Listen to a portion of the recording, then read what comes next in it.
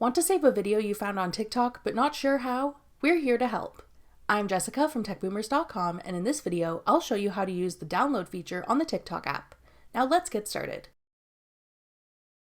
To download a video from TikTok, open the TikTok app to the video you want to save.